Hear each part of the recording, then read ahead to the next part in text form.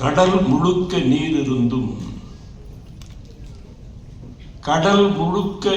இருந்தும் மீனவனின் கால் வயிற்றை கழுவுவதற்கும் போதவில்லை.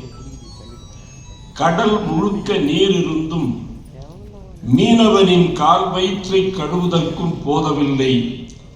தமிழே, உன்னில் 1 கோடி வார்த்தை இருந்தும் உன்னை புகழ ஒரு வார்த்தை உன்னிடத்தில் இல்லை. பத்தாது,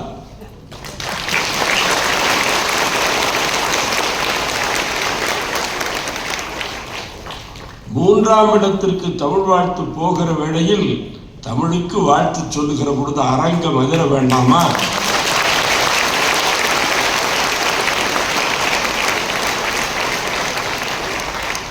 மகிழ்ச்சி, நன்றி. அல்லாஹ் என நான் அழைக்கும் முன்னர் அம்மா என அழைக்க வைத்த தமிழுக்கு வாழ்த்து.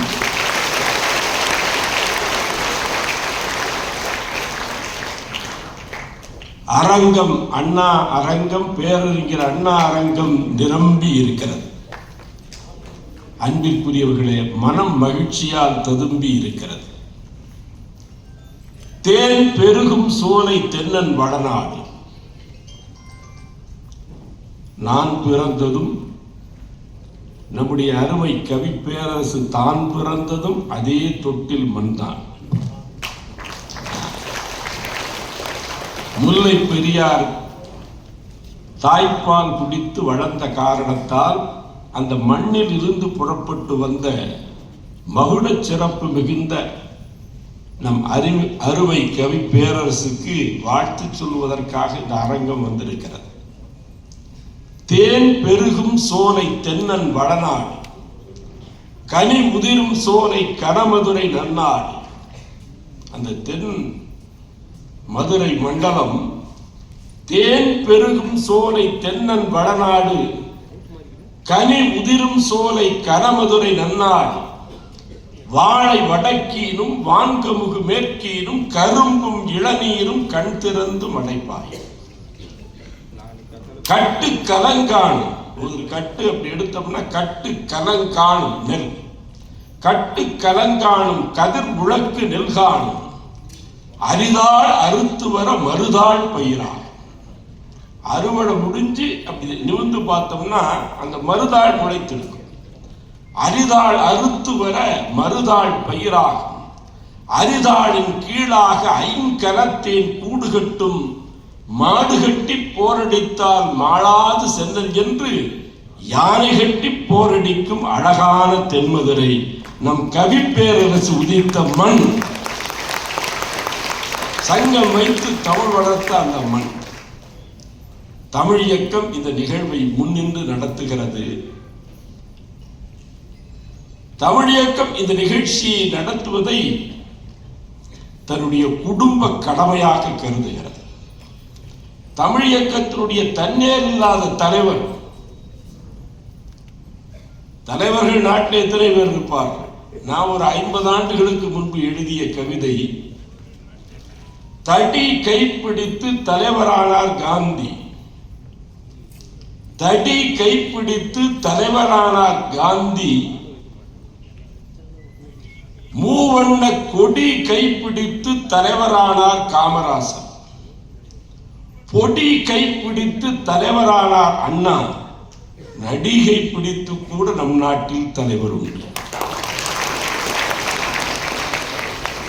ஆனால் கோட்டை படி கைவிட்டு வந்த ஒப்பற்ற தலைவர், கொத்தகுப்பத்தில் பிறந்த புத்தன். அந்த அரண்மனை கோட்டை வேண்டாம், இந்த கல்வி கோட்டை போதும் என்று அந்த கோட்டையை துறந்து வந்த கொட்டகுப்பத்து சித்தன் எங்கள் புத்தன் ஐயா விஐடி வேந்தர் கல்விக்கோ விஸ்வநாதன்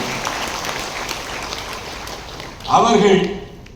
நம்முடைய கவிப்பேரரசு அவர்களுக்கு இந்த மகுடச் சிறப்பு ஞானபீடம் விருது வழங்கப்பட்டது என்ற செய்தியை கேள்விப்பட்ட அடுத்த நொடியே நட்சதை அச்சத்திரங்களை பறித்து நம்முடைய அருமை கவிஞருக்கு அட்சதை மழை பொழிய வேண்டும் என்று முடிவெடுத்து தமிழ் இயக்கம் தன்னுடைய தலைமுறையின் தலை சிறந்த ஒப்பற்ற ஒரு பெரும் கவிஞனை கொண்டாடுவது என்று முடிவெடுத்து இந்த நிகழ்ச்சி தமிழ் இயக்கத்தினுடைய பல்வேறு பொறுப்பாளர்கள் இங்கே வருகின்றிருக்கிறார். எனவே நான் மகிழ்ச்சியோடு நம்முடைய கவிப்பேரரசு அவர்களை வாழ்த்துவதற்காக நீதி அரசர் அவர்கள் வந்திருக்கிறார். ஒரு வேந்தர் அழைப்பு, இரு வேந்தர்கள் அந்த அழைப்புக்காக வந்திருக்கிறார்கள். இவர்கள் வருகை தந்திருப்பது வெறும் அழைப்புக்காக இல்லை. நான் என்னுடைய திருமண அழைப்பை என்னுடைய தந்தையார் இடத்திலே சொன்னார். ஊராட்சி மன்ற தலைவர் என்னுடைய நண்பர், என்னோடு எப்பொழுதும் உடன் இருப்பவர். நான் கொடுத்தால் அது அழைப்பாக இருக்கார். நீ மாப்பிள்ளை, நீ கொண்டு போய் கொடு என்று சொன்னார். அழைப்பை எடுத்துக்கொண்டு நான் போனேன். இப்ப எல்லாரும் அழைப்பு கொடுக்கிறார்கள். ஒரு திருமண அழைப்பு என்று வைத்துக் கொள்ளுங்கள். கொடுத்த உடனே என்ன சொல்லுகிறார்? யாருக்கு கல்யாணம்? அச்சடிச்சிருக்குது படி. எங்க கல்யாணம்? அச்சடிச்சிருக்குது படி. எந்த நேரத்துல திருமணம்? அச்சடிச்சிருக்குது படி. இந்த 4 தகவலை கூட எவனும் படிக்க தயாரா இல்லை. இவனுக்கெல்லாம் அழைப்பு கொடுக்கறத விட திருப்ப வாங்கிக்க. ஒரு படிப்பு சோம்பல் இன்றைக்கு இருக்கிறது. அதே மாதிரி நான் என்னுடைய அழைப்பை எடுத்துக்கொண்டு என்னுடைய தந்தையாருடைய தோழர் ஊராட்சி தலைவர் வீட்டு கதவை தட்டி அழைப்பை கொடுக்க போன, அவர் இல்லை, அவருடைய பெண், அப்பொழுதுதான் பட்டம் பெற்றிருக்கக்கூடிய பெண். நான் அழைப்பை கொடுத்த உடனே அதே கேள்வி, யாருக்குங்க கல்யாணம்? நான் நமக்குத்தான். பொண்ணு பயந்து உள்ளேயே ஓடி போச்சு. இந்த பெண்ணுக்கு எனக்குமா திருமணம்? நான் உங்களை பார்த்து சொல்லுகிறேன், அழைப்புக்காக வந்தவர்கள் இல்லை, இந்த இனத்திற்காக உழைக்கும் நம் கவிப்பேரரசு உழைப்புக்காக நீங்கள் வந்திருக்கிறீர்கள்.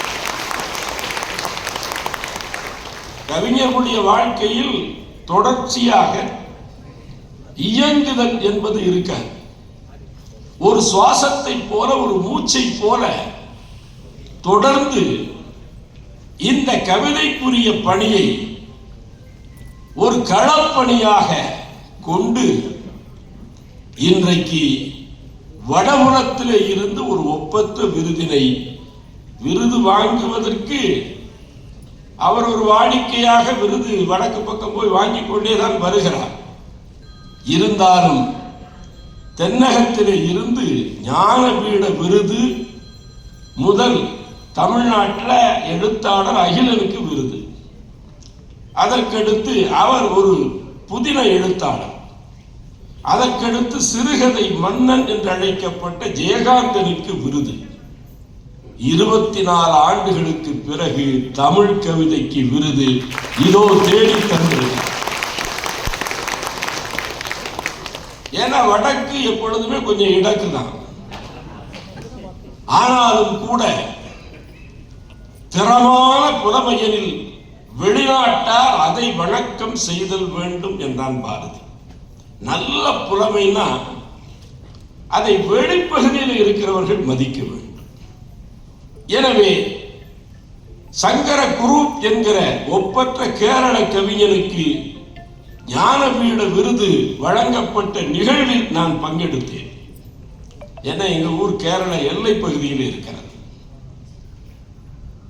அந்த பெருமிதத்தோடு அந்த கவிஞனை எப்படி கொண்டாடினார்கள் என்பதை கண்களால் பார்த்தேன். இன்றைக்கு தம்பி தமிழ் இயக்கத்தினுடைய மாநில செயலாளர் சுகுமார் அவர்கள் வந்து நம்முடைய கவிப்பேரரசுடைய கவிதைகளை எடுத்துக்காட்டி அவர்கள் பேச முற்படுகிற பொழுது எனக்கு அந்த காட்சி நினைவுக்கு வந்தது. சங்கர குரூப் என்று அவர் எழுதிய ஓடக்குழல் என்கிற கவிதை தொகுப்புக்காக அவருக்கு ஞானபீட விருது வழங்கப்பட்டது. அந்த கூட்டத்தில் கவிஞர் பேசுகிற பொழுது தன்னுடைய கவிதை ஒன்றை எடுத்து அவர் படிக்கிறார். அந்த தாளை எடுத்து படிக்கிறார். அரங்கிலே இருந்து அந்த கேரள மக்கள் அவர் என்ன கவிதை வழங்கப் போகிறார் என்பதை ஆவலோடு காதுகளில் இலை போட்டு காத்திருக்கிறார். படித்துக் படித்துக்கொண்டு வருகிறவர் ஒரு 2, 3வது வரி படிக்கிற பொழுது கண்ணாடி நழுவி கீழே விழுகிறது.